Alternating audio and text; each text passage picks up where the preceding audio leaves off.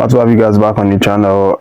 Good morning, good afternoon, good evening to every single one of you, to all our community members. Thank you guys once again for joining back to watch the video. And as always, it's Easter Sunday, and I want to take this time out to wish all the Christians out there a happy Easter. And of course, make sure you take your time and celebrate with your families, with your friends, and on your loved ones, everyone around you.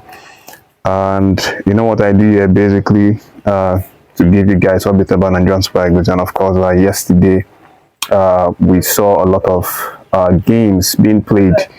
A lot of our Nigerian Super Eagles players obviously involving in their team, in contributing for their teams as they played out yesterday.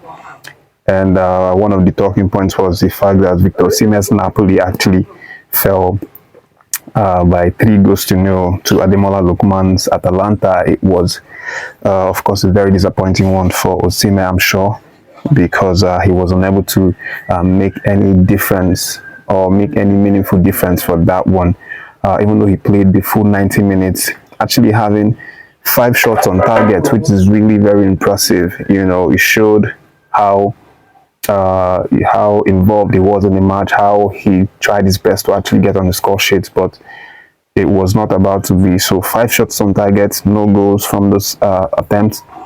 But again, you know, they had to see a loss through that one. Ademola Lookman on the other end of it, you know, obviously being in the winning side, he didn't start the match, played just about 29-30 minutes as he came in from the bench. But of course, he also had some meaningful contributions, like creating 2 chances, and in the end, you know, they ended up winning that one at Napoli's home, which is really very frustrating for Osimhen. But of course, it's a game of football. The best team wins. You know, sometimes you lose, and it's what it is. We are happy for Ademola Lookman, definitely, and for Osimhen, of course, it's a bad day, and we wish him all the best for, you know, his future games. But leaving that big, guys, let me let you know the other update, which is the one that concerns Tella. Obviously, you know that Tella is always on fire when it comes to representing for Xavi Alonso and Bayern Leverkusen. And of course, over the weekend, yesterday, he was also on fire as he inspired Leverkusen to a comeback win, which was actually left late in the game, before they saw a win in that one. They almost lost that game. They were actually losing the game. Obviously inspiring, Bayern Leverkusen for that one against Hoffenheim. They came from behind to win that one. Nathan obviously introduced in the dying minutes, around 79 or thereabouts minutes before the end of the game. And of course, he came up with a very solid assist for his team. And then that was the goal that actually decided the winner. And what this means is that he has now helped his team to be 13 points at top of the league over Bayern Munich, which, you know, is something really nice, of course. And you could see the smile and joy in Xavi Alonso's face. Obviously, the contributions that Tella and the other guys are, you know, really bringing to the team, especially our Nigerian players, because that's what we care about. And it also means that they've now qualified for the Champions League spot next season. Congrats to Tella. Of course, he's always been very good, and I, for one, have been critical about the lack of usage, you know, in the Nigerian national team. But that's not what I want to talk about now. Just wanted to update about, you know, his great contribution to his team over the weekend. And moving on, guys, we have other interesting things that happened, and one of them is also the fact that Wilfred Ndidi and Leicester had a very difficult outing this weekend in their championship competition, and in fact have now endangered or jeopardized their chances of returning to the Premiership next season. The funny story is that 12 games ago, Leicester City were actually comfortably leading the championship with as much as 17 points, and, you know, then it just felt like, you know, they were unstoppable. They were going to be crowned the winners. but right now they are, struggling to actually even qualify, for the playoff spots, because they've now fallen to third place, after losing that game on Friday. Was actually when they played that game against Bristol City. They went away actually and lost 1-0. Of course, our man Ndidi was also involved in that one. Played in 19 minutes, but couldn't get any shakes from that one. Vardy, everybody, was present, but they could not get anything from that one. Right now, they're under some immense pressure to actually, hold on and perform some magic to actually get back to the top.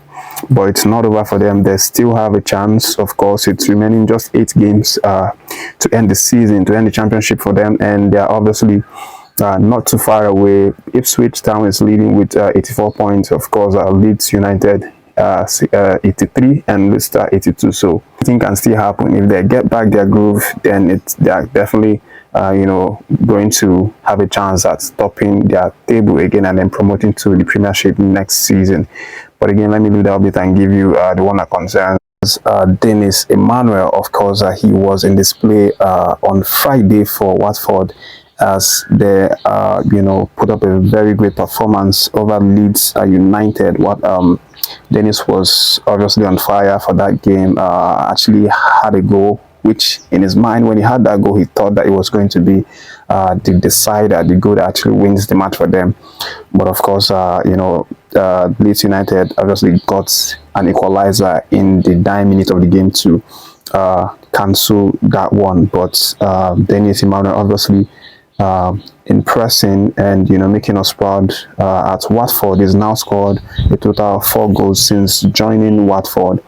On loan, and of course this is something nice to see. Dennis obviously getting back to his groove, and although Watford are light years away from promotion to the Premiership because they're currently in the 14th position, but of course they are still trying to fight to get at least to the first half of the table. That's from 10 and or above, and it's still possible with 8 games remaining.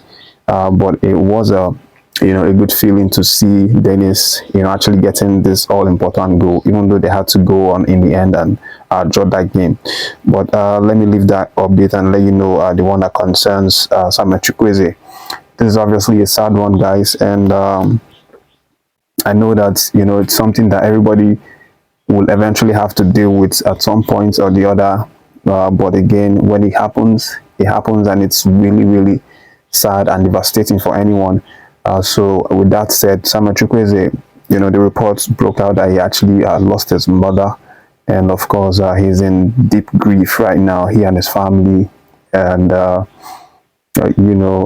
he's definitely not in the mentality to play any games for AC Milan or to be in the trainings. But I don't know right now if he has been given any break whatsoever to go spend time with his family, but that's something that he's definitely going to get.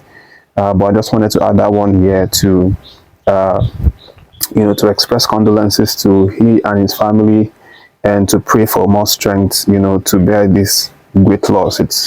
It's one of the biggest loss any child ever have to face, and we are here for him definitely, and wish him all the best, he and his family and loved ones, as they pass through this really difficult time. But that's the video, guys. Thank you for watching this one. Stay blessed.